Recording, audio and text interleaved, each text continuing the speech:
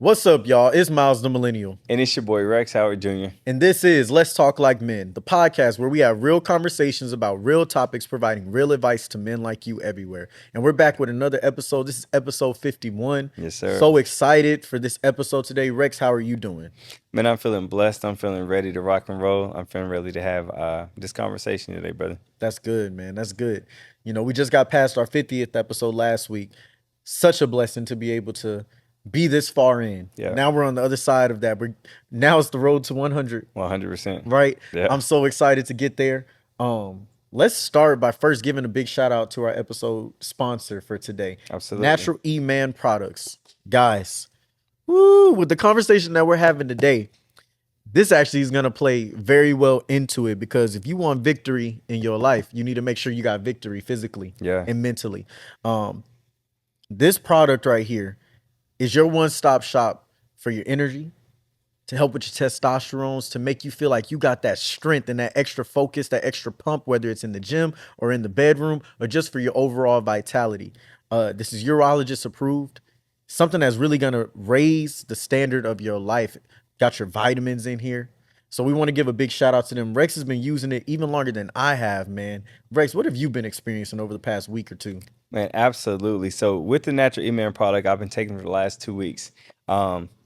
Energy has been one of the biggest things for me. So I'll wake up, I'll take it right before I go to the gym. It gives you the same feeling that you get when you take pre-workout, but it lasts a lot longer. You don't have a crash. I haven't had a crash. I haven't had to take any naps. I haven't had any brain fog. I've been able to have clear and focused conversations. But on top of the energy, when it comes to your sex drive, a lot of men that struggle with their blood flow, a lot of men that struggle with their penis health, this right here is a one-stop shop to help that blood flow do everything it's supposed to do. Right. So if you are needing something that's going to be healthy, you need something that's going to give you the energy that you need, the focus that you need, the edge that you need, Natural E-Man is going to be the product to go. Absolutely. And not to mention, it tastes delicious. Yeah. Mine tastes like a watermelon lemonade. Yeah. I make it every single day, and it's been working wonders for me. So if you want to, revitalize what it felt like when you were in high school, Yeah. you're going to feel that with this. So thank you to Dr. Q and Natural E-Man. If you go to the link in our bio, you will be able to grab yours, help us out, help you guys out, and let's just have all around something that's going to help us become a better man physically and mentally. Yes, sir. Thank you guys so much. All right, now back to the episode topic for today. This is one that was inspired by a video that I saw from Jason Wilson, right? Or a post, matter of fact, where he was just talking about the stressors and the things that men take on in life, right? He's talking about how, man, it's admirable that you want to have all this responsibility, but if it comes at a cost for your soul, for your spirit, for you being happy and fulfilled in life, then it's no victory at all. It's a Pyrrhic victory. And that's going to be the title of today's episode, is what did it cost you? Pyrrhic victory, right? Just to break that down, to make sure y'all understand, a Pyrrhic victory, guys, is a victory that costs you so much in the process of getting it that it was no victory at all. It cost you too much. I think about, I don't know if you're a big movie head, but I'm a big Marvel guy. And in Avengers, in the first Avengers, Infinity War, Thanos has to get the Soul Stone. In order to get the Soul Stone, the keeper there tells him, in order to get the Soul Stone, it's a soul for a soul. Yeah. You have to offer up something and lose something that you love in order for you to get this stone. He looks back at his only daughter that he loves, grabs her, drags her to the cliff, and throws her off so he can achieve the Soul Stone. Later on, at the end of the movie, Thanos is sitting there after he's accomplished what he wanted to accomplish, and he's dreaming. And his daughter comes to him. She was grown when he killed her, but now she's in her baby form in his dreams. And she asked, "Did you do it?" And he says, "Yeah, I did." And she asked, "What did it cost him?" And he said, "Everything. Everything." And I think in life, sometimes we're like Thanos, right? Giving up everything to try and achieve certain goals and try to fulfill certain things. And it might not be worth it at the end of the day. Yeah. So without further ado, man, let's talk talk like like men. men. Boy, we in the zone. Let's go ahead and get right to it. Rex, you want to go first? Yes, sir. All right. What did it cost you? Man, my internal peace. right? Trying to save everyone when I was close to drowning, Mm, right? So coming from where I grew up, right? Um, Not many people make it out of the neighborhood. yeah. Not to say they die, Yeah. but some people stay comfortable, right? They don't believe that they can have more. They have never been or had the opportunities to be exposed to more. So they believe that where they are is where they're supposed to be Yeah. forever. Yeah. God put me in a position to have mentors, put me in a position to see different cities, see different states, put me in a position to travel. Then I made my way to Houston. But because I made my way to Houston, I realized I'm the first one in my family to really move away. Mm, I'm the first one in my immediate family to go get my master's. mm, I'm the first one in my immediate family to get engaged, mm. right? So all of these things are happening, and internally, I feel like it's now my responsibility to make sure I can make what happened in my life happen in their life. Mm, And the only way that I can make what happened in my life happen in their life is I have to free up some space for them to be able to operate without worrying about paying bills. mm. So what does that mean for me? That means, Rex, you need to make some more money, Yeah. right? Now, God told me and showed me in my dreams and just in visions and downloads that I was going to be a wealthy man. Mm-hmm. He just didn't tell me when. Yeah. But the weight that I carried made me want to expedite Mm, that dream and that vision mm. so that I can put my family in a position to get to where I am, Yeah. right? Brought anxiety, Mm.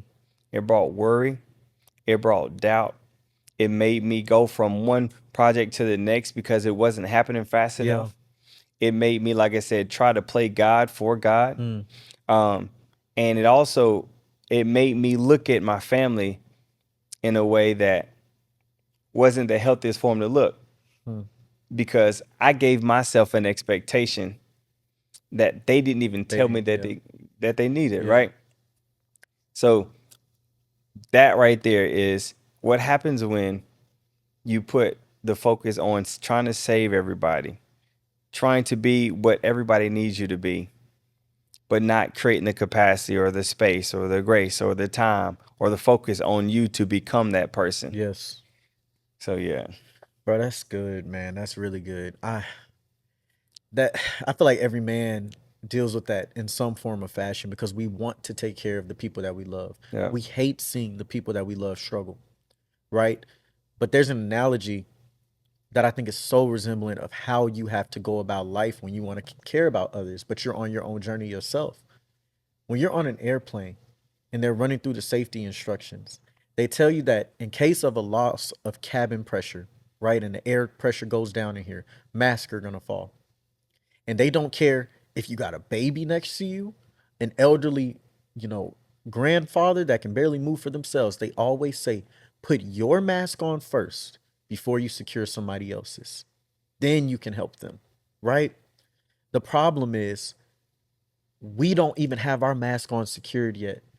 And we'll be trying to go put it on for somebody else, trying to save them. And then we're the ones that are going to pass out and knock out from the loss of air pressure. Yeah. All our trying to save them did nothing good for them because we couldn't complete the task for them because we didn't have enough time. We didn't have enough air to go off of. We passed out in the process of trying to save them. Now we both messed up. Nobody got any further. Nobody.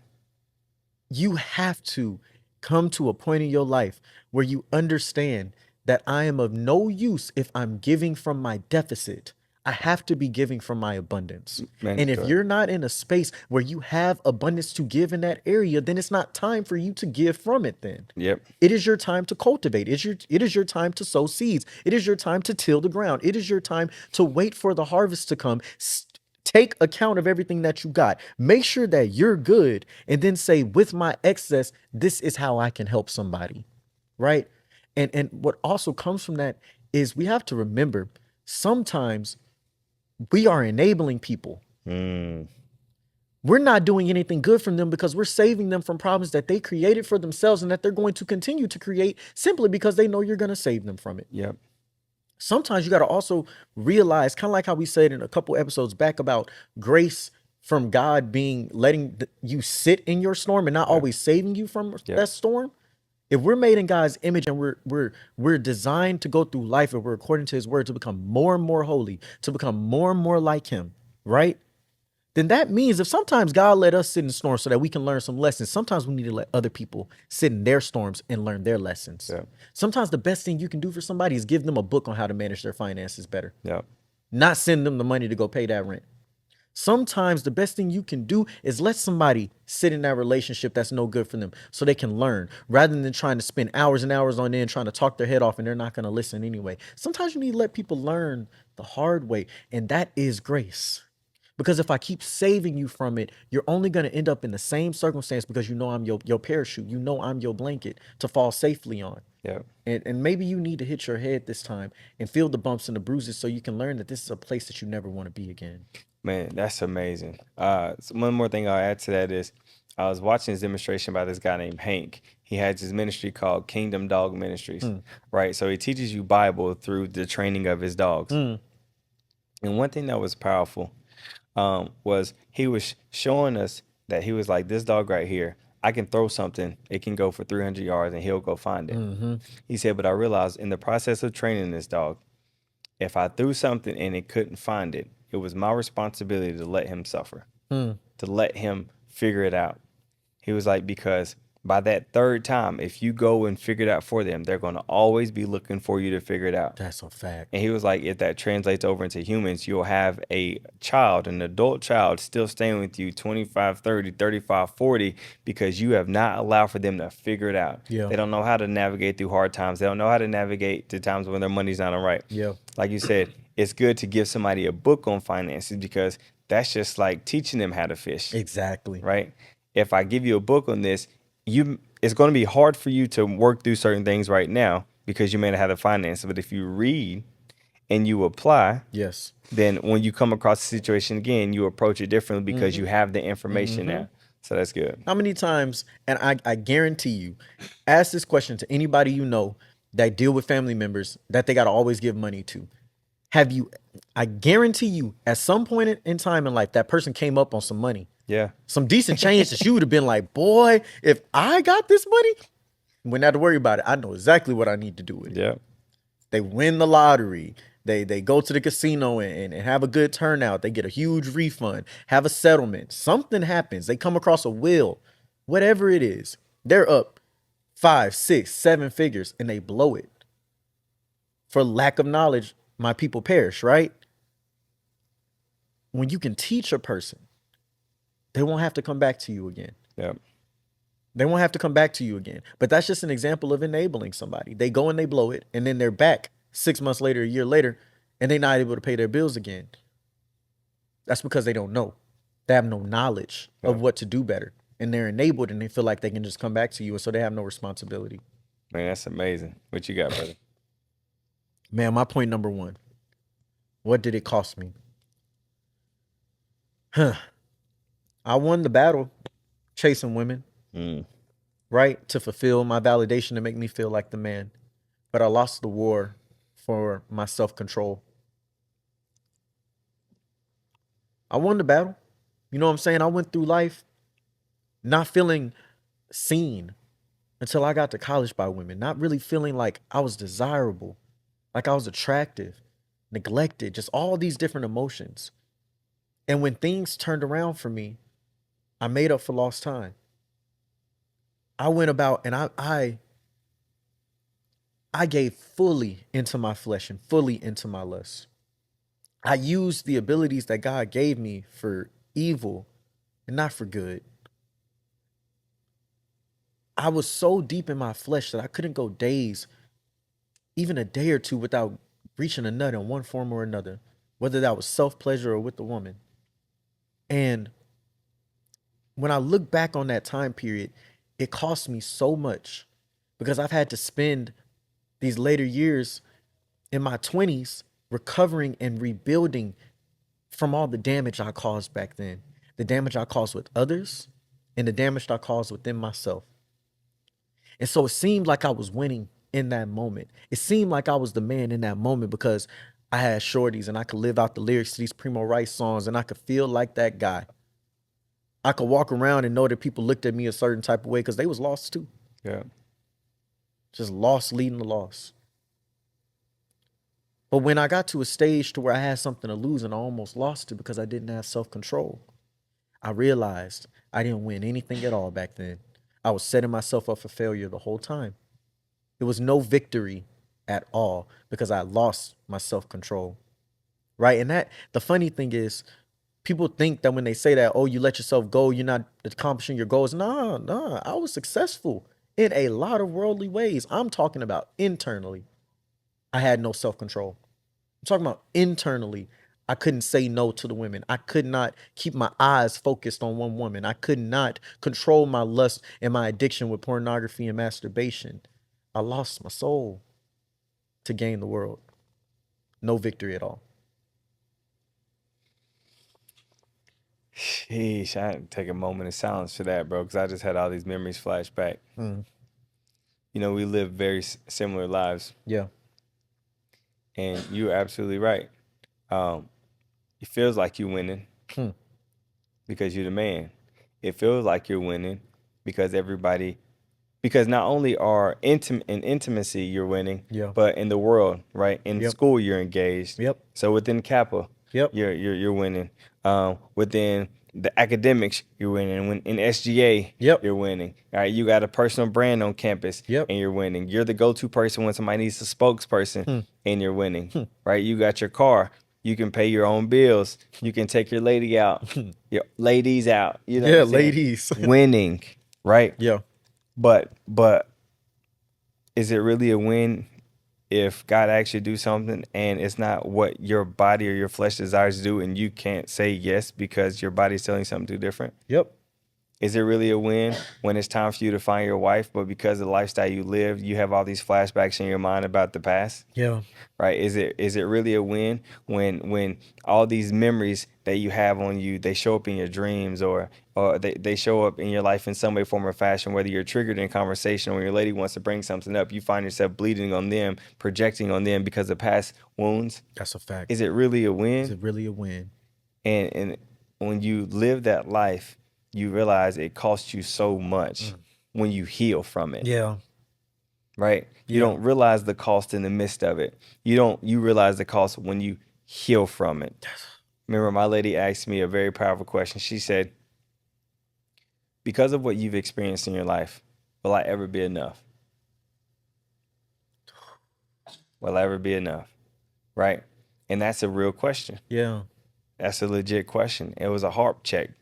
Um, and I had to, if I, from a healed space, I was able to say yes, Yeah. because I know now what I'm looking for. I know now what I need. What you I know, value. yeah, I know now the man that I have to become and continue to become in order to be the man or provide you with the lifestyle you want, right? That's good. I know now, but from an unhealed perspective, absolutely not.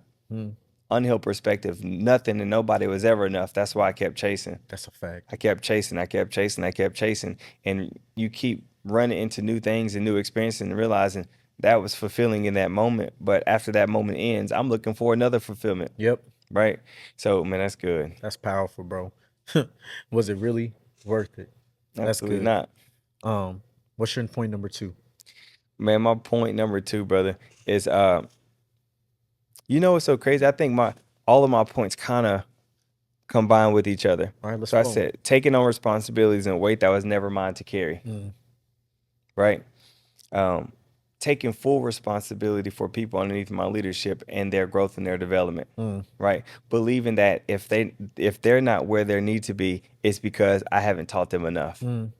right? Not because they just haven't reached that point, not because God isn't ready for them to have what they want to have. Yeah. It's because I haven't taught them enough, Yeah.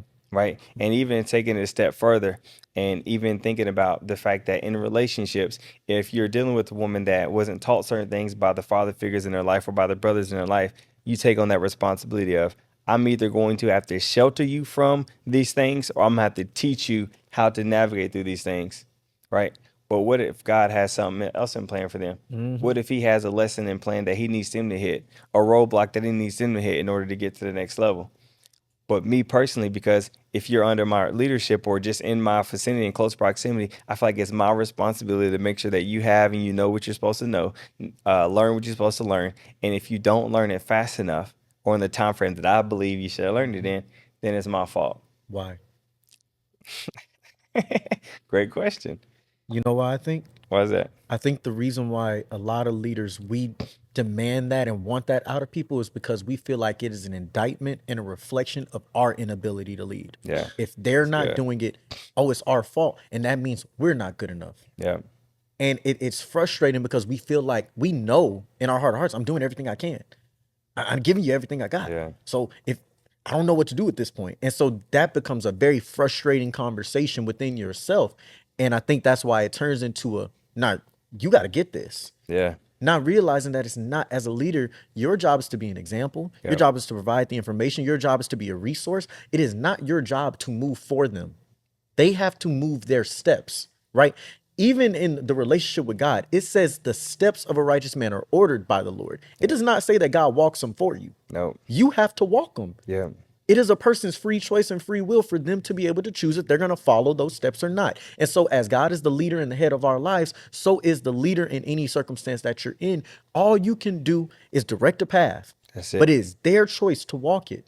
And I think to myself, man, and with my lady, the journey that we had towards her being baptized, right? Mm, I felt like it was an indictment on me to be with a woman that I want to, go before the Lord and all these different things, want to be married, and I'm a Christ-led man, but your lady ain't baptized.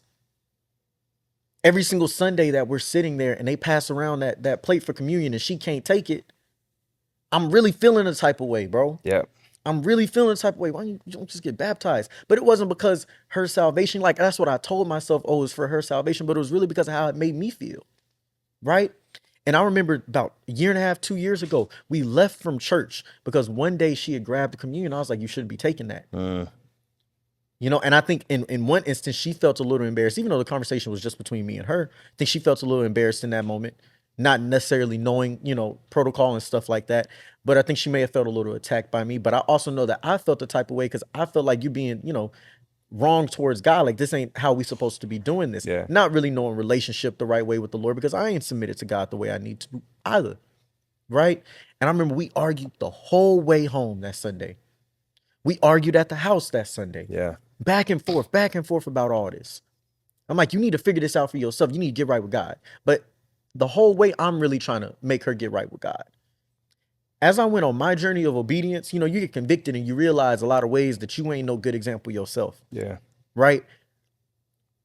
And when I realized that for me, things happen when God wants it to happen, not when you say so, Miles. Facts. I had to apply that towards her. And I remember this was probably about 2-3 months ago. We were sitting in church and I had been praying this prayer for her to find God.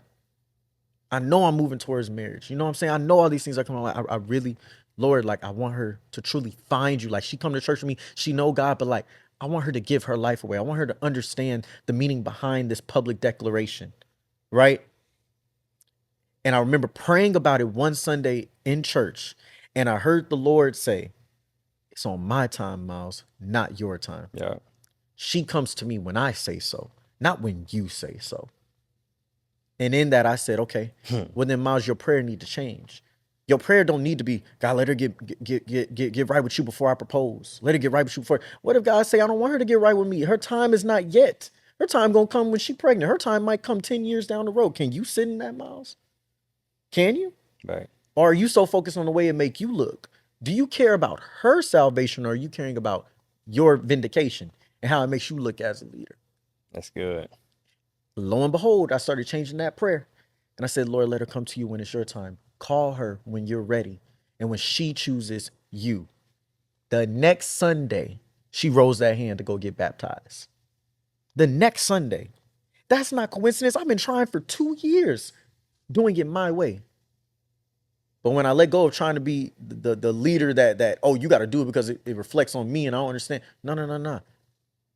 Let her walk her path. Just like you had to walk your path, things came and things changed. Absolutely. Man, I want to mention something that was powerful, right? I sent you and Coach Lauren those questions to ask ChatGPT. Mm-hmm. And one thing I said to ChatGPT was, based on our conversation and what you know about me, what's something that would be hard for me to hear? It said, you can't save everyone, right? No matter how powerful your words are, how intentional your spaces are, how much heart you give, some people won't be ready. Some will reject your healing offer. Some will misuse your access, drain your energy, or idolize your leadership instead of doing the work themselves. And that's not your fault. Mm. You carry a lot of weight. You show up for others consistently, sometimes more than you show up for yourself. And while your calling is big, your capacity is still human. If you don't protect your margins, you'll burn out trying to be everything for everyone. You deserve rest, softness, and spaces where you don't have to lead. It might also be hard to hear that sometimes your strength can become a mask, that your ability to be the one who holds space might unintentionally make it harder for others to see you when you need to be held. Oh I my God. said, goodness, I ain't never felt Chat so read you seen. like a book, boy. Oh my. I needed to hear that. Bruh. And when it said that others will sometimes reject your help, some people would just sit under your leadership because of who you are, but not because Yeah. of the information. And I had to realize, man, you're right, it's not my fault. Yeah.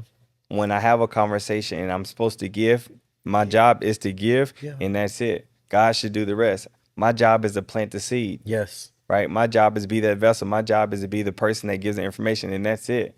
So that is something that I'm having to learn in this season, because if I don't, it's going to cost me way too much. That's good. That stress, that anxiety, that worry, that doubt, that fear, that pressure that I place on myself to make sure everybody gets it, Mm. that everybody stays afloat and that nobody drowns. Mm. But it's not my responsibility if you drown. That's a fact. So I had to learn that. That's powerful. That is so powerful, Rex. Oh man. We can't linger on this because we're limited on time, but that is powerful, man. I'm telling you. It's on God's timing. That's where Don't, I'll leave that at. yeah. All right, I'm gonna move on to my point number 2. Yes, sir. What did it cost me? Right?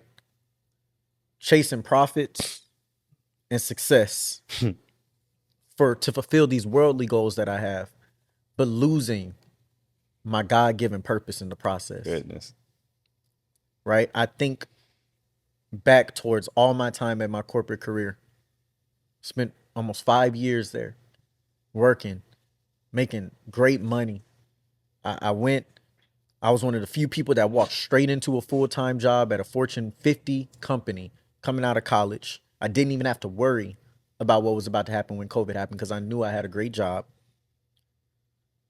Was making $70,000 at 22, 100,000 at 23. I'm able to buy a rental property. I got stocks and investments. I got all these worldly things just piling up that's going in my favor, man. But in the process of chasing those things, because I thought they were going to make me feel like somebody, because I knew, of course, there's an importance in investments in the long run, but I'm giving up my purpose in order to chase them. Yeah. The Lord told me the same year that I'm getting this internship. Matter of fact, in the same month that I got the internship for that job was the same month where I asked God to fulfill to me what my purpose on this earth was, and he gave it to me. I chased it for a year and a half, 2 years, and when it got big enough for me, I got scared and I ran away from it. I said, I'm just stick with this corporate career. I'm gonna be all right over here. This money good. This money gonna satisfy me. I may not be saying that out loud to myself, but subconsciously, that's what I resulted to. These profits gonna drown your tears. You'll be okay. If I'm making $1 million in a year, I got time for whatever purpose. Who cares? Let me get to that meal first. Let me work on this career first before I go do the purpose that God gave me. And I lost my purpose in the process. And I had to find it again. God had to break me. God had to tear me away. I had to lose everything. Everything. I had to go from somebody that had my savings looking nice and pretty when I walked away from that job to having $300 in my account, bro, in a matter of a year. Because everything that could go wrong went wrong. Yeah. Every other month, something wrong with the rental property. I got to take out of my savings to pay for that. Oh, we ain't got no tenant in this side. That's an extra $1,500 a month that's coming out. Things not going the way I need. Things not going the way that I perfectly planned for it to be. But that's the problem. I was operating off my plan. I was operating off of what I said was going to be the right thing. I was chasing the profits and I wasn't following my purpose. Yeah. And when I got obedient to God and I said, all right, I'm going to do it your way, things started to change. First off, the way that I dealt with those pressures, I started to become grateful. Be thankful that when something broke at your property, you had a savings there Yep. to pay for it, Yep. Miles. You could have lost it all. Yep.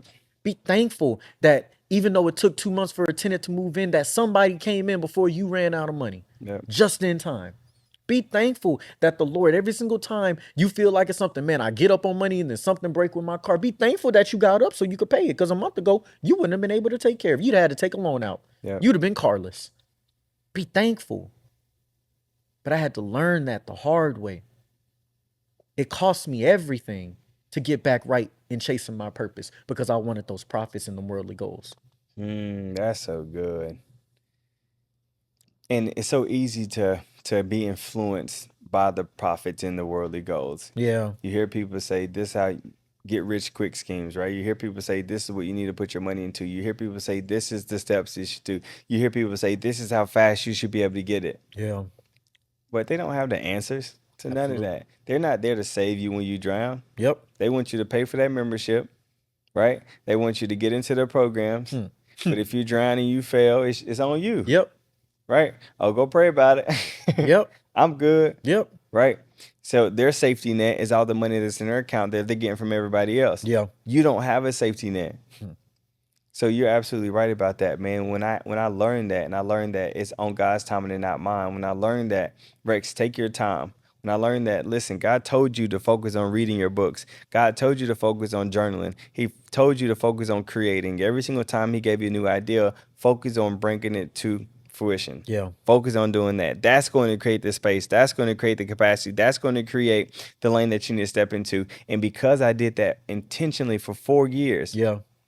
man, he blessed me with the opportunity last week to go back home, right? To present at a conference, flight paid for, hotel paid for, Ubers paid for, and I got an honorarium. The first time that happens is in my city that I was born in, Come on, though. that I was raised in. That's God. Nothing but God. So it's just like you got to put him first in all things, because if you don't, it's going to cost you a lot. Yeah. Definitely going to cost you a lot. That's good. What's your point number 3? I know you kind of been talking about things. Does it flow? Is it different, or you want to Nah, expand? yeah, it just kind of it flows. Good. But it costed me to be able to grieve the life that I would never have. Right? Because it was all about what Rex thought I was supposed to be doing. Yeah. I thought I was supposed to be a personal trainer. I thought that I was going to build a big establishment, a big gym, and have thousands of sessions in this gym and be Rex Fit, right? The slogan, you can be fit or you can be Rex Fit. That was my dream. That was my calling. That was my purpose. That's what everybody knew me for, right? And then COVID hit, shut everything down. And I remember talking to a mentor about wanting to become a sex therapist. And she said, well, Rex, that's just a certification. Yeah. She was like, you got to be a counselor. I was like, I don't want to be a counselor. I don't want to be a counselor. I don't want to talk to people like that all the time. But not realizing, okay, that may not be what you want, but what if that's what God wants for you? Yeah. Right? And I say this, I don't want to be a counselor. I don't want to do this. And then I get robbed at gunpoint. And what you got to do after that? Gotta go where? Gotta go to counseling. Yep. Had to go to counseling, right? Reading these books about counseling. And then God put it in my heart. I'm just thinking to myself, man, if I can do this for myself, I know that I can do this for others. Yep. So she planted the seed when we had the initial conversation. I rejected the seed. Yes. Because that's not what I wanted for myself. That's a word, Rex. Oh my God. That's not what I wanted for myself. I wanted to be Mr. Rex Fit. Yeah. I wanted to be the bigger than P90X. Yeah. Right? That was the thing. So, but because I humbled myself, because I listened to what God said, he brought me to Houston. And then he put me around the right people. Like, put it like this, bro. I'm working a restaurant. I'm in school. The table that I'm serving, the lady asked me, so what are you doing here? And I told her I'm working. I'm in school for this and in school for that. She was like, well, I'm a therapist myself and I have a private practice. You should come work for me. Dude. What? I just opened up a new location, right? But also seeing on her backside, on the back end, that anytime she hired somebody, she did at least 2 interviews with them, right? She looked at their resumes. If their resumes wasn't in alignment with what she was looking for, she wouldn't look for them. Yeah. She would have told them, we're good. We're good. But if she looked at my resume, we wouldn't even be talking. That's a fact. You ain't have nothing to show for that. Nothing. So just based off who I was, where I was, and who I was connected to, God positioned me to Yep. have and like 3 years later, I'm still at the same practice, thriving, growing, learning. So it's like I had to grieve the future that would never be, because if not, the cost would have been a lack of fulfillment. The cost Yes. would have been continued bumping my head. The Yes. cost would probably be me still being in Knoxville trying to figure stuff out, Yes. nickel and diamond, versus being in Houston, pouring into the people, becoming a fisher of men, and doing what God has called me to do. That's so good, Rex. That is so good. But that's how you know God is real. Because things that should not work in your favor for a multitude of obvious reasons work out the way Yep. that they need to in order for you to go to the next phase. God is so good. And that flows directly with my last point. And I love what you just said about rejecting the seed, right? For me, what it cost me, right? Developing this sense of self-pride that I could do everything my way and on my own, Mm. right? I had to lose all of my pride, all of my ego, all of my confidence. I had to lose all of it so that I could gain confidence in something greater, in someone greater. I Goodness. had to lose it all. My identity. I had to lose my identity to get a new one, right? The old version of me was fulfilled by how many women he was playing at one time, Mm. Yeah. how much money he could show, what posts he could show to say he just made a new investment. Man, look what I just did, y'all. Sitting there putting God in the comments. Thank you, God. Yeah. I Yeah. must a shame. That's a shame. But I forgive him. I forgive that version of me. And I'm so thankful that the Lord kept me through it because it cost me so much along the way. But I've gained more in my obedience to Christ than I ever had doing it my way. That's good. And I value things differently. And I see the increase in the things that He's bringing my way. And it's just like, Lord, you really do operate so perfectly. Like your plan is beautiful when I see it play out. But I had to learn to trust you. I would have never learned to trust you if I didn't lose it. That's I good. had to be humbled. I had to lose it all. And see, that's the thing. You want to talk about what you got to learn the hard way. What is it going to cost you? It's going to cost you learning everything the hard way. Yeah. That's what it's going to do to you as a man. And this goes across the board. We all hard headed. And it's okay because that's a sign of a good leader. You got to have some stick to itiveness. But because you coming from the wrong place and you led by the wrong things, your hard headedness is a detriment to you right now. It is not your strength, but you think it is. That's good. You think it is because, oh, I stick to what I believe. But what did God tell you? Who is leading you? Where are your beliefs coming from? Are your beliefs founded in your trauma? Are your beliefs founded in the fact that when you were growing up, you didn't have these things, so you got to have it? But what if that's not called for your future? You know, I asked my boy this question the other day. He always is focused on money, right? But he's trying to get right with God too. And I asked him a question that my therapist asked me that I had to address for myself. I said, what if in God's plan for you, He doesn't have you being some super wealthy man like you picture? What if you don't become a millionaire, right? Like, what if that's just not what God wants for you? Like, we always talk about abundance and the life God wants you to live, but abundance doesn't simply mean the numbers in a bank account. Yeah. What if that's not the way that God is going to give you overflow? What if you're not meant to be wealthy? Yeah. And I think that that's a question that we need to ask ourselves, not just towards money, but towards whatever it is that we, from our egos, from our desires, our worldly things, we're desiring from ourselves. What if that isn't in God's plans for you? That means that person, those dreams, that goal, all they gotta die Got it in done. order for you to walk the path that God wants you to walk. And it may not be the path you want. I know a lot of pastors that they didn't want to be no pastor. They did not want that calling for themselves. They're like, Lord, really? I got to do this? Yeah. That mean I can't do this no more. I can't do that no more. I just wanted to get out here and make some money, Yeah. provide for my family. No, no, no, no, no. You about to preach my word. Yeah. And they had to kill themselves in order to gain new life, Yeah. right? But the realest thing that has been said is what happens when a seed is sown, but you reject the seed? Mm. It's gonna sit there in that soil, just waiting for you to start watering it, Yeah. waiting for you to recognize it. Got to ask yourself, what seeds have been sown that you're rejecting in your life, and what is it costing you for you to be disobedient? I'm telling you. And Matthew and Mark, it talks about the planter Mm, that that throwing the seed mm, on concrete, mm. right? And it's like for the and the you know what? I'm not even gonna jump into it because I'm gonna mess it up. Like I'm gonna mess it up.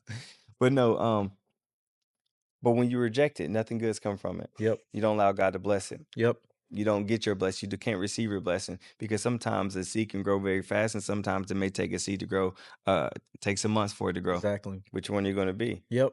Are you going to have delayed gratification and allow for it to be processed, allow for yourself to develop, allow for yourself to learn, Yep. allow for yourself to grow, allow for yourself to bump your head? So when the time for harvest, you're ready to receive every Yeah. blessing that God has for you? Yes. Or are you going to be that person that says, man, it ain't growing at all. Mm-hmm. I ain't seen, man, just pull them all out, Yep. rip them all up, Yep. right? Are you going to be impatient? Yeah. Are you going to do things your way and not God's way? Are you going to be on your time and not God's time? Are you going to allow for your woman to influence your next step, or are you going to allow for guys to influence your next It's step? good.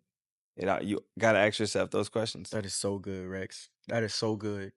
Man, we thank y'all so much, man, for this episode, Yeah, for tuning in, guys. Like, I want y'all to genuinely think about what is the life that you're currently living right now? What is it costing you? And you got to ask yourself, if it's costing you your flesh, if it's costing you the world, that's good. But if it's costing you your spirit, if it's costing you the Lord, if it's costing you your obedience to God, then it's not a life that you want to be living, and it's no victory at all. I don't care what it is that you're achieving. The Bible says, what good is it for a man to gain the world but lose his soul? yeah. Address that question for yourself. Ask yourself, in what ways and what areas of my life am I seeking the wrong things, so that I can kill those things, I can lose those things, and I can start the process of building properly. Because if it's costing you everything, then it's no victory at all. We thank you guys for tuning in. Rex, let them know where they can find you. Absolutely. It's your boy Rex Howard Jr., relationship and sex coach. If you need a therapist to work through relationship counseling with premarital counseling, you want to work through conflict, you want to work through becoming more empathetic or finding more motivation for your relationship, then you can go to resolvecc.com and book a session. If you need to find my social platforms, you need tangible tips on how to show up for yourself, how to show up for your relationship, you can go to I am Rex Howard Jr. on Instagram and check your boy out, and I got you. Shout out to my boy Rex.